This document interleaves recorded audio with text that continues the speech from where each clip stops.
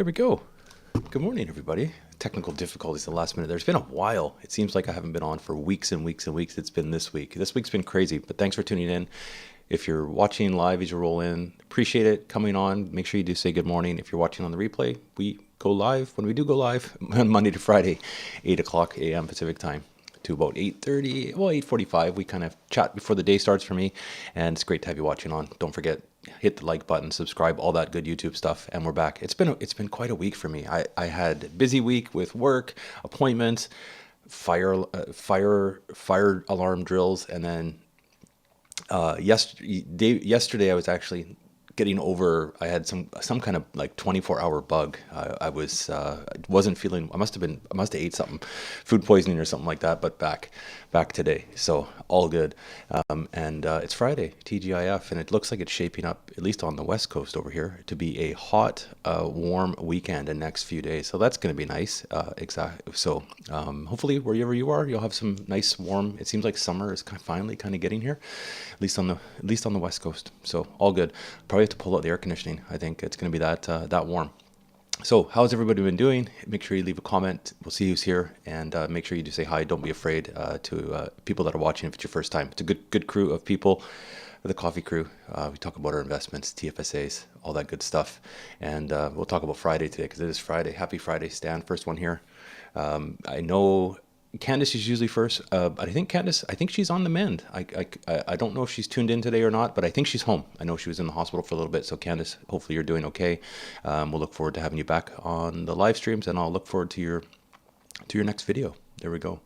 And Frosty Fire, good morning. TGIF indeed. And MC, good morning. Good morning. Hopefully you're well. And Dave, channel member, Dave72, good morning, welcome, always good. And Jerks Beef is here. Last but not least, if anybody else is around, let's go. We'll see how this conversation goes. A couple of articles to pull up. We'll see how it goes.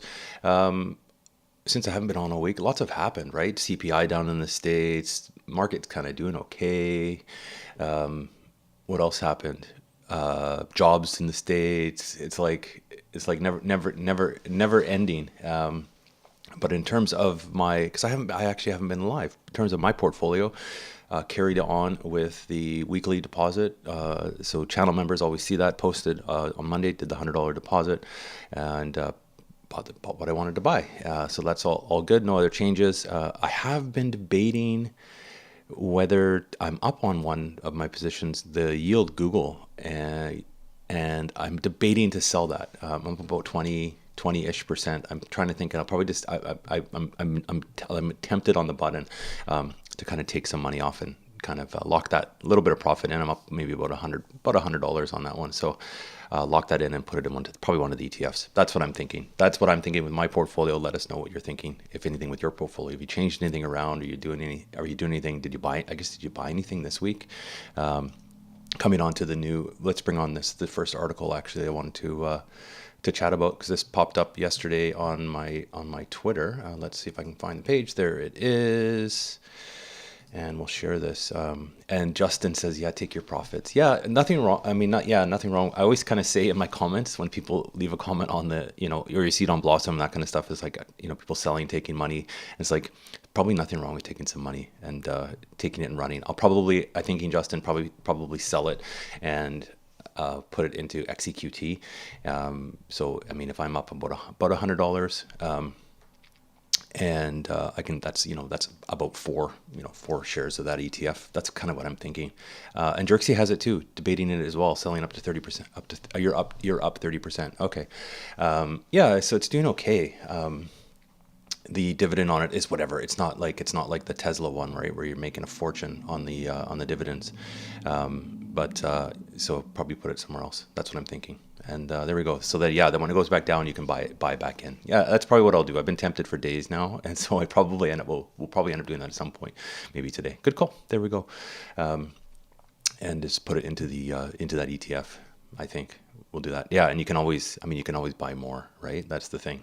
I think I got in at a decent. A couple people, Justin and stuff. If you got in at a decent, if Jerksy as well got in at a good time, make some money. The only thing exciting thing was buying a bigger size than Aritzia on the drop. Yeah, it dropped quite substantially, right? After their earnings. I think that would be a decent one if you're able to, possibly even if you had a position, but like maybe swing trade that one or something. It'll go back up, that one. I think Aritzia's I think will do well. I have a friend. I think I've mentioned before. A friend of mine's, his wife is big. Has a big big holding in Aritzia. I don't know how much, but she bought it quite a number of, like, a while ago now, and she's done quite well on it. So I don't know if she still holds it or not, but I always when it was at that real high, I said to him, has your wife sold your Aritzia yet? And he's like, nope, she's sticking to that one. She thinks it's going to be like the next, I don't know, the next Lululemon kind of thing. So maybe it'll get a listing down in the States and it'll go bonkers. Hard to say. Who knows? I don't have Aritzia in my TFSA, but that's good. If you're long term on hold, that good chance to, I guess, Dave, good chance to average down your cost. And I think that's probably what a lot of people did, because I think looking at it, it's up a little bit again, not back to where it was, but it's up a little bit. So, all right, let's pull in the news here. Hopefully my screen share is working. It is. This popped up on Twitter. So Tesla had a little bit of a jump yesterday, and I think this morning, and Elon has announced a new CEO, or coming on board a new CEO. She's going to be in there within the next, I think, about 6 weeks or so. Hasn't been announced. I don't know if it's been announced officially yet, but looking at, I was watching and looking at Twitter today, and I probably lost it. Let me find it. I cannot find it. Is a woman she was from NBC Universal, I believe. That's the speculation. And then she's actually resigned from that position today. So it'll probably be announced who actually is joined on there. So his role will transition to executive chair, overseeing product and software. And then Tesla jumped more than 2%. So that's nice, because I have maybe a bit too big of an exposure of Tesla in my TFSA, but that's good. So that'll put him back to running Tesla more full time, which is good. So good for the news. That's the wrong button there. That's the button I want to push. I'm rusty on this. So.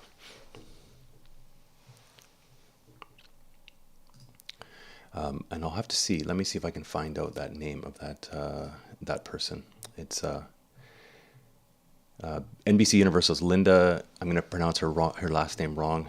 Yaccarino, I believe. And she just resigned from NBC. She was there for, I think, 11 years. So interesting times. There we go. So maybe back to normal with Tesla. Maybe we'll see some increases on that thing. I also did see that Tesla started to do their referral program again. I guess they have some kind of thing where if you can refer people that buy Tesla vehicles, you get certain points and you can redeem them for certain things, I guess for subscriptions and stuff to do with your cars that you have. So kind of interesting that's coming back. So we'll see what happens. We'll see what happens with that stock. Happy with that so far. The Tesla yield, the yield shares as well have been quite good carrying forward. So hang on to that one. And yeah, that's all for the news. I had one last article that we can definitely share here, and it's a short one, but kind of scary nonetheless. Let's pull this up. There we go. Insolvencies in Canada. This is back March. Obviously a bit of a delayed. Up 28.3% year over year. It's just a small little Canadian press article. Number of insolvency in Canada in March was up 28.3% compared to the same month of last year, as both consumer and business insolvencies climb higher. Office of Superintendent of Bankruptcy says there were 12,203 insolvencies in March, up from 9,513 in March of 2022. That's coming right basically as Canadians face higher interest rates and inflation, which has driven up the cost of living and stretch household budgets. The number of consumer insolvencies in March amounted to 11,768, up from 9,000. So consumer ones, 11,768, up from 9,195 in March 22. and 9,222 in February of 2023. So bumping up, it's kind of scary. It's obviously interest rates have that impact, right? It takes time to come through, roll through the system. But yeah, everything is we've talked about it for like a year now, how everything is more, just more expensive for everything. We're seeing gas is a little bit cheaper right now, but I mean, even still looking at groceries, every time I go and order groceries and pick up groceries, you look at what you pay, and then you get home with your, load of groceries, and it's like, it seems like it's like less and less every time. Even now, even with inflation, drifting down, it's still pretty crazy. And you look at food cost, and I mean, I haven't eaten out at a restaurant in so long, but I know from talking to friends and stuff that have gone out to restaurants, and you see they're packed, so people are still going out and spending money, but the prices are just crazy for stuff in restaurants. Because I mean, look at the food cost in a grocery store, and then you add that into a restaurant, when they have to add on labor and leases and rent and all that kind of stuff. Definitely pricey. I would prefer to, instead of go out for dinner, cook a meal inside, put a barbecue on or something like that, and put the rest into my TFSA. That's how I kind of look at it. You think, okay, I could go out, do something for pickup. It's going to cost, for one or two people, if you're me, it's going to cost you, just to even go to fast food, it's like $20 almost now. And it's I'd rather take that and make pizza at home, or cook at home, and then put the money in my TFSA or RSP or something like that. So, and MC, yeah, not surprised. I'll read the rest of your comment because it's cut off. Not surprised. It's not really surprising. People are in pretty bad shape, and all the stimulus feds into people's addiction to spending, making them feel richer than they really are. That's kind of exactly. It's a behavior hard to change. Once you start creeping up your lifestyle, it's very hard to lower it. Best to start lower. Remain or beige Corolla. Yeah, it's true. I mean, as you start to creep up with salary, wages, perfect example is a car. You think, you're buying a new car, and it's like it's your future self, right? Not what you can actually afford today, and you're financing that thing. Some of the car payments you see are just like, it's crazy what the costs are. Like every once in a while I'll go online, because I to price out a new car or truck or something like that, just to kind of see, because you always wish, you're like, oh, this is my dream car or whatever. You think it's your dream car. At the end of the day, after a week, it's a used car. But you price it out and you look at the monthly payment, you're like, that's not going to happen. Even if you can kind of technically afford it, I'd rather keep what I have and just put the rest into investing, leave it like that, or just into even a savings account or something. But it is basic math, addition and subtraction. People just don't want to live within their means because it would be sad, but that is life. Yeah, and I don't know if living within your means is really sad. Like, you don't need a lot. I don't know. It just takes time to learn that and make those adjustments. For me, MC, a lot of it was prior to 2022 with health reasons and family stuff and all that kind of thing. And you just realize, you realize what you don't do and really what's really, really important. And you learn that. You learn the hard way, but then you make these changes, and it just takes a while to get used to it. And then you see the results of it, right? And it pays off in the long run. But and that's the thing. It's all these other things. I shouldn't say little things. It's all these other things that add up, right? That so you're working in the service industry. If you're working minimum wage, maybe you're making tips in the service industry, depending, right? But top of the line iPhones with expensive data plans probably cannot afford it. Yeah, if you add it up and start to look at things in your budget, that's where I think people really everybody should do a budget. It's eye opening, but not just. I think not just like doing a budget separately. Like literally, if you were to take on a month, print, like literally, it sounds old school. Because we all get digital statements now. A lot of people probably don't even balance their checkbook anymore, and you probably don't even necessarily pay attention to your statements. You just use you use your phone to tap to buy stuff. You use your debit card to tap to buy stuff, your credit card. But if you actually just printed those statements out one month, print out your credit card statement, print out your checking statement, any other accounts you have, and actually go through and highlight the stuff that's really discretionary, right? You're going to have your regular, you're going to then separate it off, right? Look at what you're paying for your cell phone. Look at what you're paying for subscriptions. Look at what you're paying just tapping to buy coffee or whatever.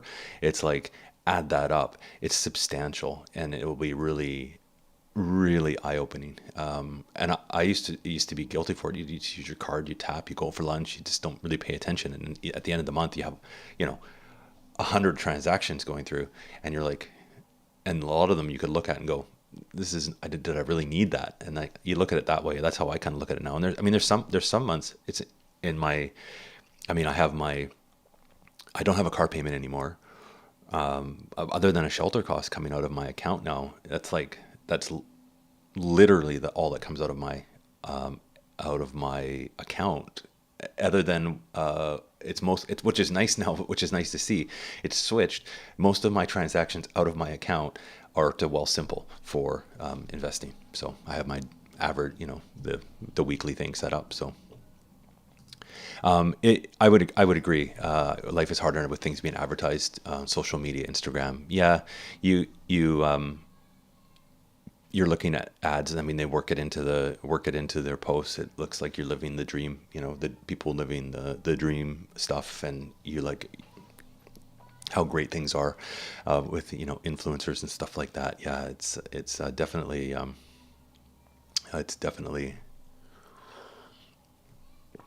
like keeping up with everybody else, right? Or trying to keep up with that illusion that that they're presenting in social media. I live I have Instagram. I love taking photography, but I don't post on Instagram that much more because it kind of got like that. It got kind of too many ads, too many fake kind of lifestyle stuff. So that's just me on that stuff. And yeah, it can be.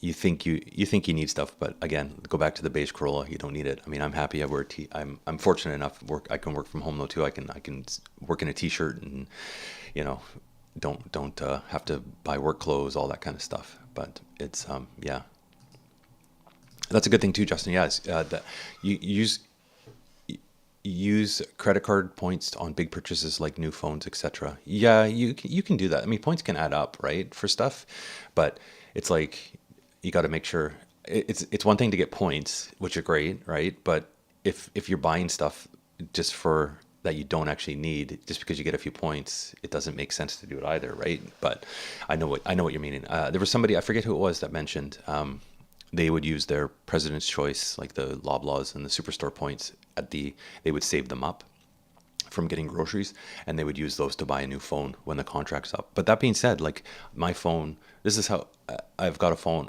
I'm past my contract. I didn't renew. I'm just keep carrying the plan. My phone's paid for. It's like it's past the 2-year thing. It's like I don't need a new phone. This thing works fine. What's the point? I don't need the latest and greatest, right? For the thing. And that's exactly it. After basic necessities, you really don't need much. I mean, you might have hobbies and that kind of stuff. I mean, you spend money on, if it's certain things that you enjoy. You shouldn't necessarily not spend money on things that give you like enjoyment. And if everybody's different with what they with whatever one hobby that I have, that somebody else would think it's crazy, and a waste of money. But the whole idea of spending money to save money, yeah, and the credit card thing is kind of silly if you're looking at it. It's like looking at stuff on sale. It's like just because it's on sale doesn't mean it's a good deal. Because if you don't buy it, you save 100% with stuff. But if it's basic necessities, and you can find stuff on sale, and like there's ways, like for points and stuff, I use my credit card for groceries because I get 2%. I get cash back for the groceries, and it's things I have to buy anyways. And I'm fortunate enough to be able to, I don't use my card if I can't pay it all. You try and make sure you pay it off every month, so you're not paying any interest if you're able to. But yeah, just to do it to get points and stuff, it's kind of silly if it's only that. But you can be smart. There's smart ways to do with points and stuff too, right?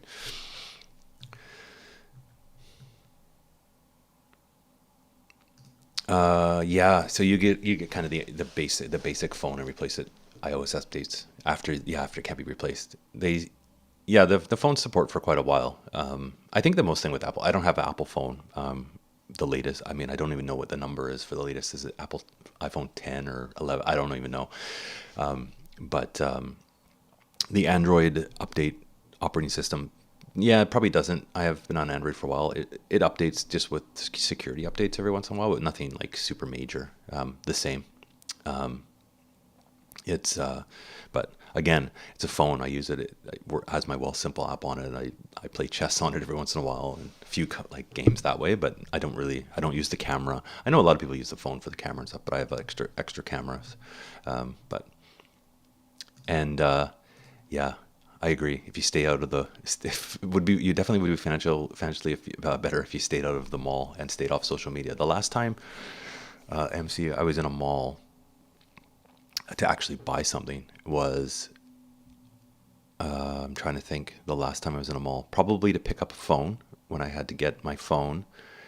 But before that was I bought my computer, which is in front of me, and I did a online order with Apple and did a like curbside pickup. I literally went into the mall, walked up, showed my thing, got the computer, and I was out the door. So I'm not a big mall, wanderer and stuff like that. But you just add it up. Look at just head out for the day, go to the mall. If you buy lunch, you buy coffee, you go shopping, you buy something you don't need. Yeah, it can really add up.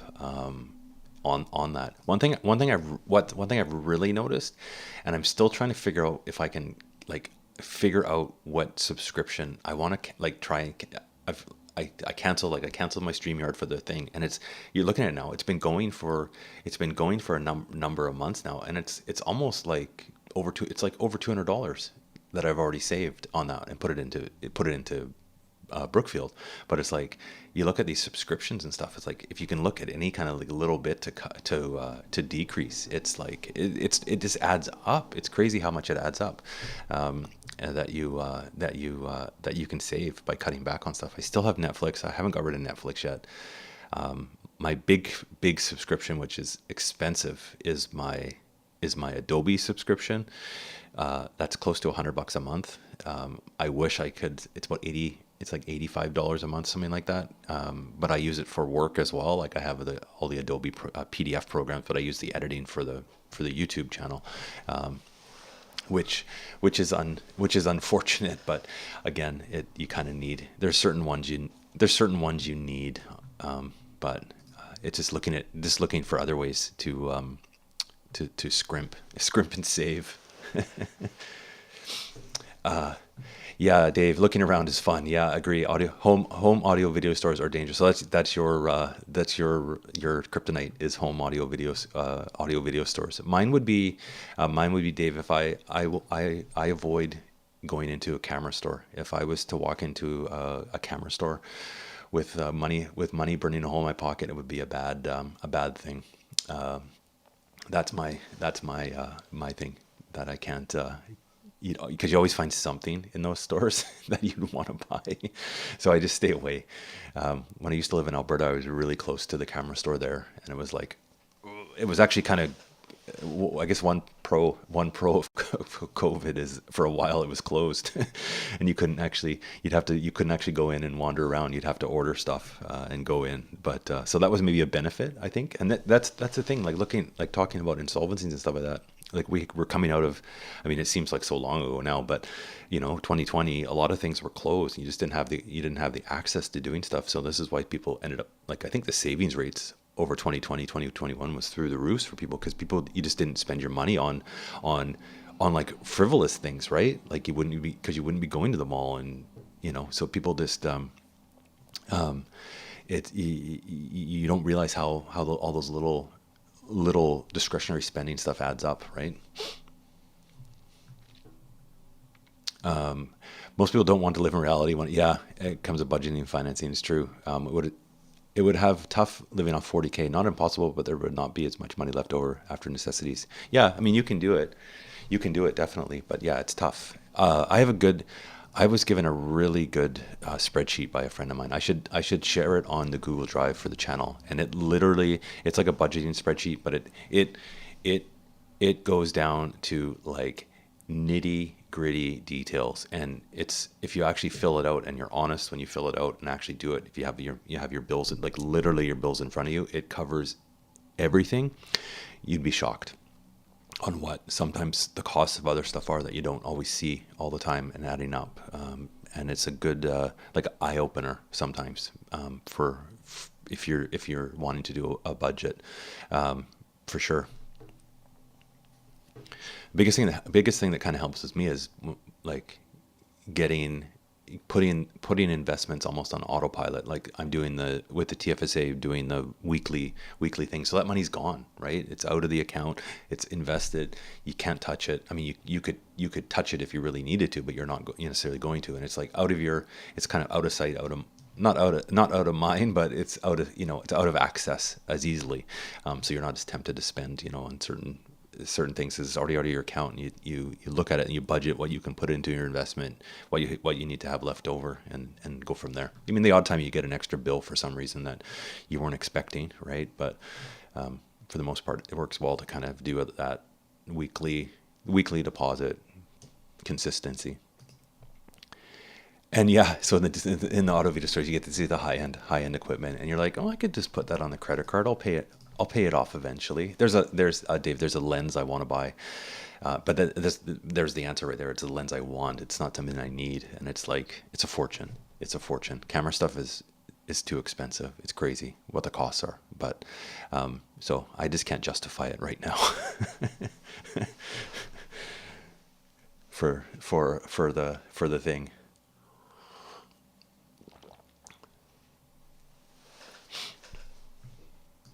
That's how I look at it, MC.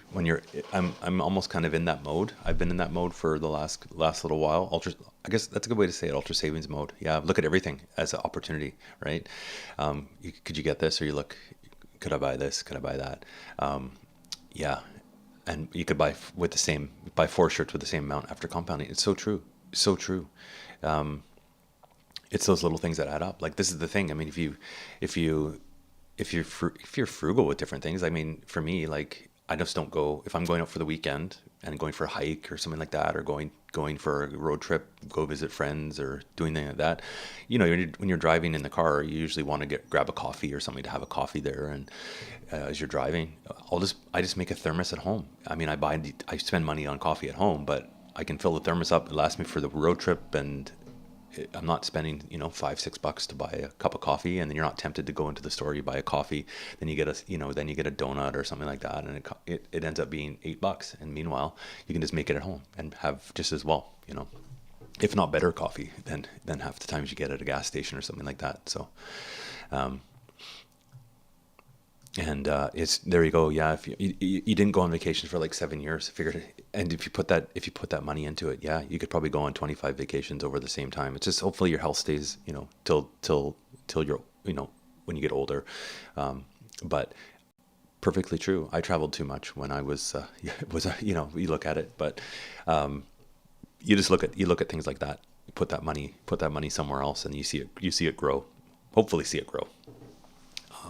In the past year or so, not so much. That's where it can get kind of, I think, maybe distracting for investing, right? And that's unfortunate, is when, like, coming out of last year when the market was terrible, you see your money go down, right? And hopefully people that started last year investing are sticking with it, because they'll see it takes I'm learning this. It takes years to see the results, right, and the growth. But you have to be consistent with it. So, yeah. And then when you retire, MC, you'll be able to go on vacations all the time. But the thing is, once you change your lifestyle a little bit like that, you might not want to, right? You might be more content to do things closer to home or that kind of stuff, do things around the house or spend the money on a hobby, that kind of thing. You might not even want to. Your vacation, a long vacation might turn into a weekend somewhere close to home, although hotels and stuff in Canada and are expensive. Sometimes it's cheaper to actually fly for a week to go to Mexico than it is to spend, not far off, spend a week somewhere, or 4 days long weekend somewhere in in the Rockies or wherever. It ends up being a fortune. But yeah, they're more planned out. Yeah, because it is pricey if you're going away locally. Like being a tourist in your own town is expensive. For sure it is, because the cost of everything here is more expensive than the labor and everything else, right? But but you'd have to save. You should save. You should save to go on trips, not put that on a credit card that you have to pay off, unless you can pay it off and have it saved. Save it a little bit. You could do that. You could invest. You could save. Split it up. Put a vacation fund into a high interest savings account or something like that. For next year. You could always do that, and then look for a deal, that kind of thing. Or not put it in your regular investments, and don't plan to go away. Watch your investments grow. Hopefully, there we go.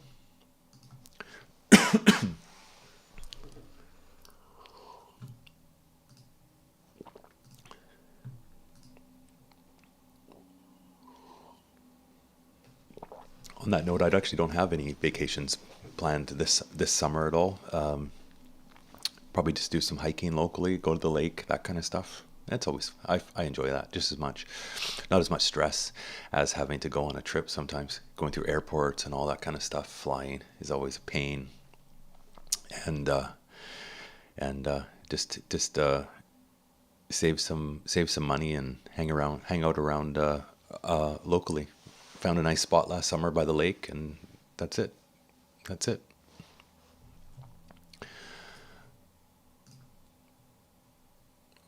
I think there we go. That's all I had. That's all I had today for news and chatting. It is Friday, TGIF. I'm gonna probably go in now though, because we talked earlier about possibly selling my Google Yield shares. So if that happens, I will put it up on the community tab for the members. They can see that, and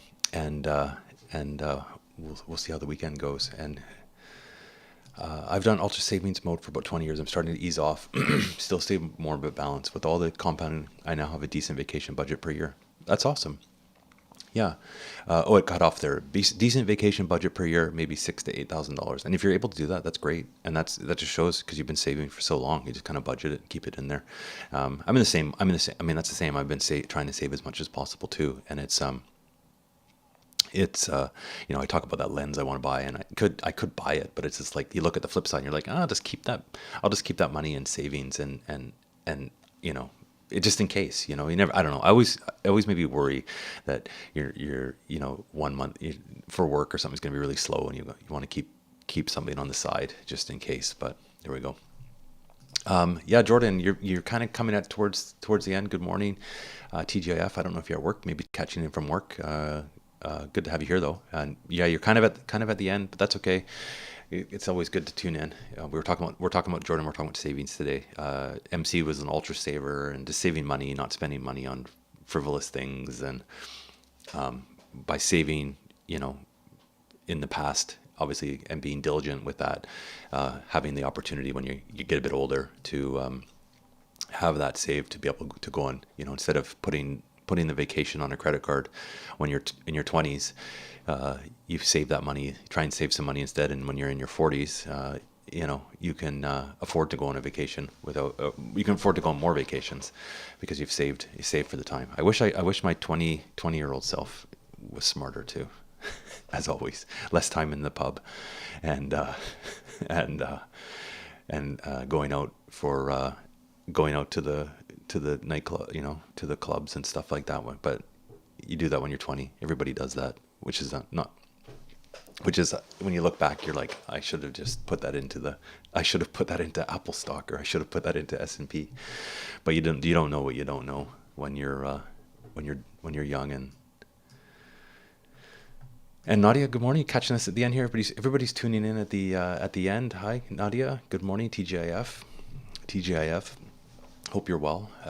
Yeah, we're just kind of finishing off here. I've got a busy day again. It's been a busy week. Not complaining. It's been great. So, but I've missed everybody, but we're back. I think we'll be back on Monday for the next one. I will get a video up on the channel at some point with the TFSA, with any so you'll see an update on how the portfolio is doing in general. So we'll have that on there for everybody to see. I like to get kind of one of those updates every week, and that's it. That's all I got. It's warm here. I'm gonna open a window. It's sun's out. It's Friday. Hopefully everybody has a good weekend. If you haven't done it yet, hit that like button on the stream. Helps out the stream. Nadia's busy. I'm busy. Hopefully everybody else is keeping busy too. Because if you are busy, it means there's more money to invest. So there we go. Hit that like button. Thanks everybody for subscribing. Thanks to the channel members. We'll catch you all in the next one. We'll be back on Monday. I'll post that up. And